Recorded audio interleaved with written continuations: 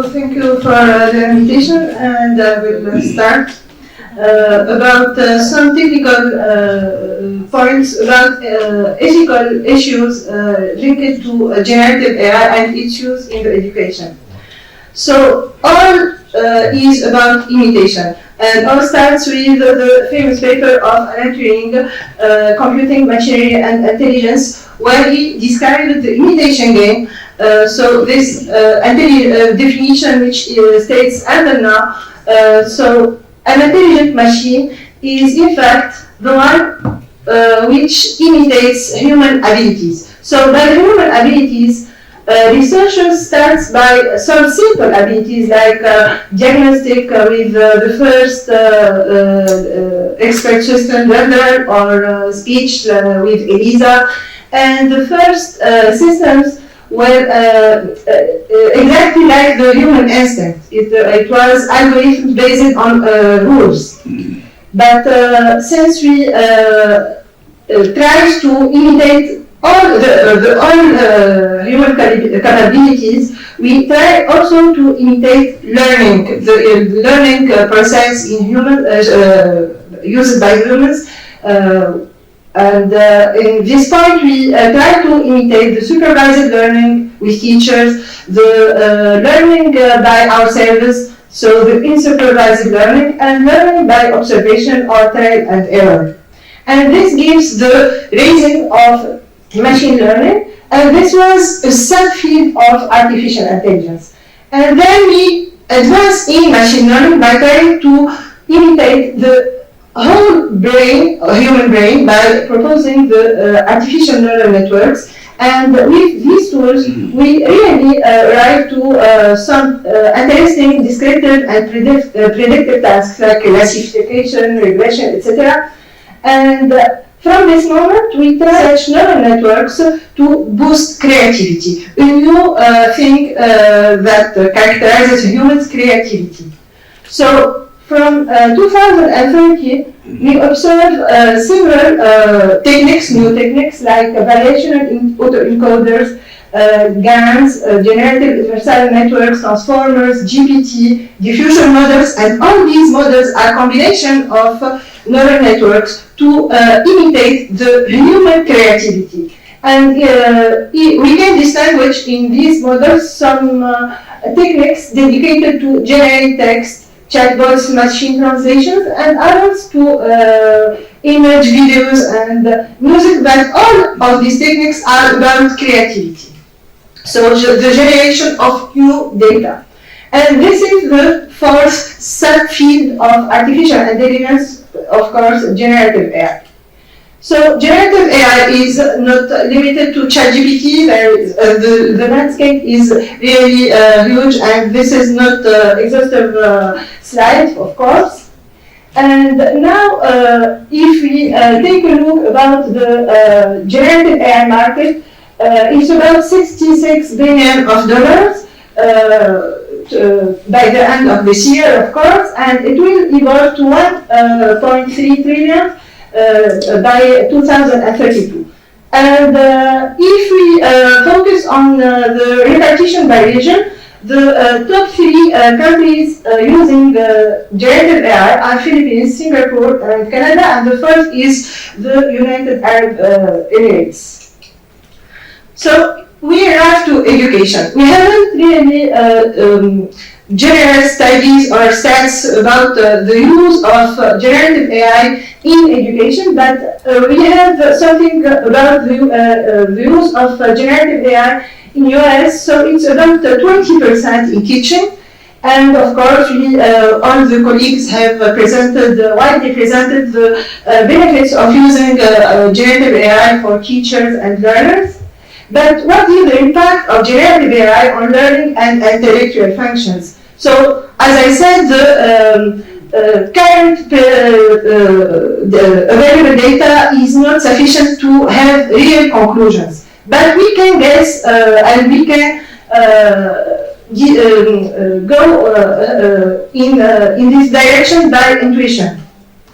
So I will use a study presented by CompuHU on about 5,000 of teachers and the students from French universities. So it's it's limited to French universities, but we haven't really a global study. And when we ask students, did you use any generative AI tools, they respond to 88%, about half of them say yes, we use generative AI. And only 9% of these students admit that they copy and paste all or part of AI-generated content directly in their work. Which is interesting is to see the gap between what students declare and what teachers estimate about exactly the same question. So the gap is interesting, especially for the second question, where students admit at only 9% that they copy and paste all or part of AI-generated content. Teachers think that it's about 80%. So this gap indicates discomfort related to the use of generative AI. And the use of generative AI does not always divide teachers and students. Here we also observe that both of them worried about AI's impact on learning. And this is especially relative to the impact on the students' abilities. But when asking teachers and students, they're at 67% against banning the use of AI. So, about the risk, as I said, there is no specific study, but we can really focus on these phenomena to understand the risks. The first risk is ELISA effect. ELISA is the first chatbot, in fact. So the ELISA effect is the fact to overestimate the capabilities of AI. And for example, we say thank you to ChatGPT, hello. So this phenomena is really impacting students and impacting especially their critical thinking. The second phenomena is the promotion of uniform opinions. So when using any of the generative AI tools, we have always the same responses, even written differently. The third is the hallucination. And hallucination is this manner that, for example, ChatGPT gives a response with confidence, even this response is wrong. The fourth is the bias, of course, and it's known that AI perpetuates all the stereotypes that we have in our real world. So AI is sexist, racist, misogynist, etc. And the last one is the black box effect and the fact that all these systems are really open. So this is linked to the manner that we construct these tools. I just take the example of the model underlying the ChatGPT 3 and 4 is exactly the same. So effectively we have as input another data and parameters. And when we say parameters, it's not a small number of parameters. It's about trillions and billions of parameters for the recent LLMs. And this is essentially the cause of opacity, since we haven't any manner to follow these algorithms and these softwares. When saying unlabeled data, so in the first step, it's a kind of unsupervised learning. So if we take a look for the data used in ChatGPT 3, because we haven't always the information.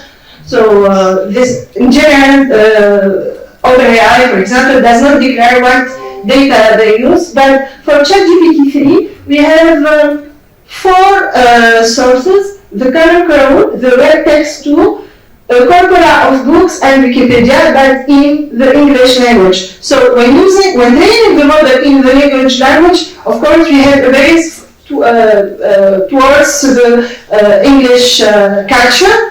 When taking a look for books 1 and 2, we use only 1% of all books ever published, and most of these books are in romance and fantasy. So it's not, it does not reflect the real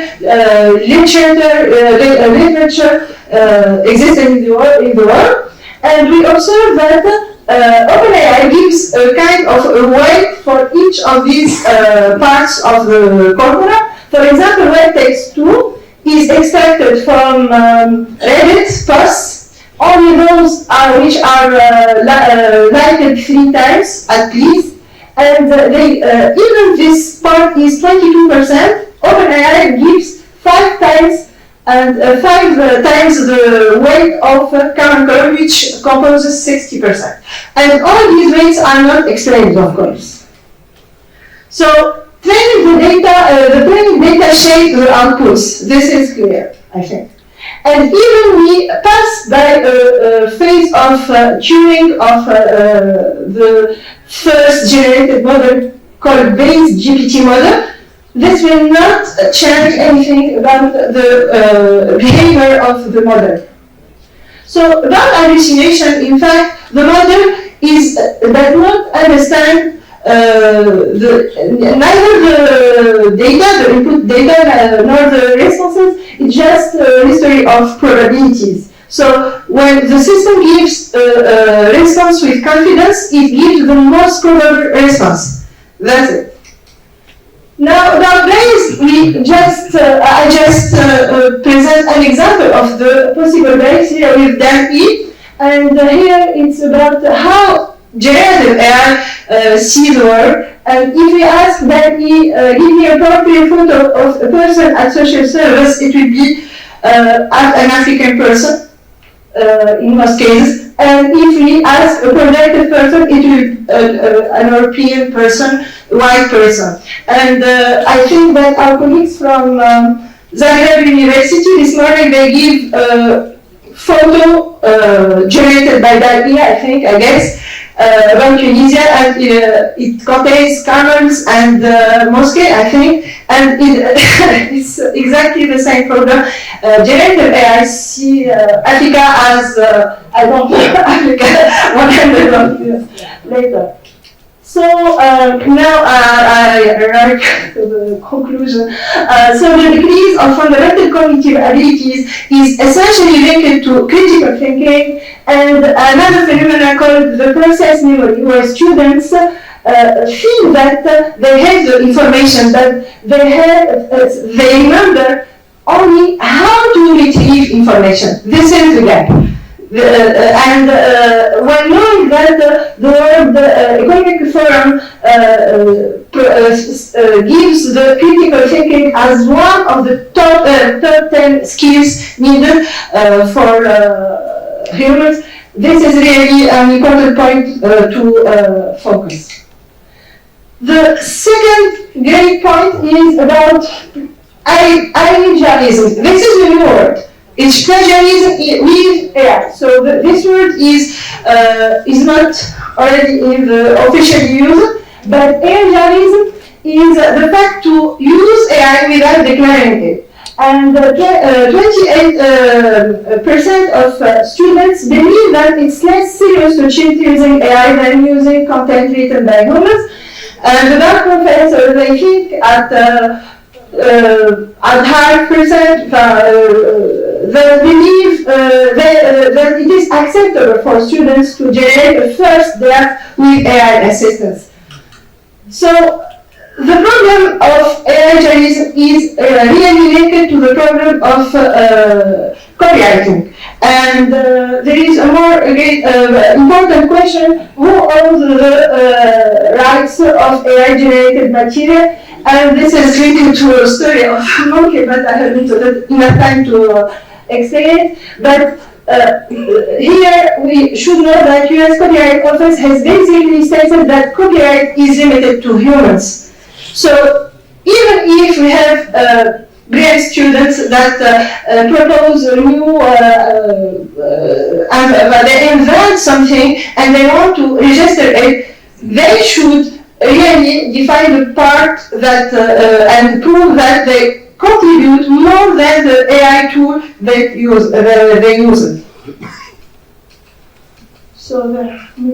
So some key challenges about the use of generative AI. In fact, we should ensure the academic integrity by clearly state the terms of AI tool usage. For example, the London University proposed a clear guidelines for this problem. So we should inform our students about which is prohibited, which is allowed, and not let these tools just use it in secret, you know.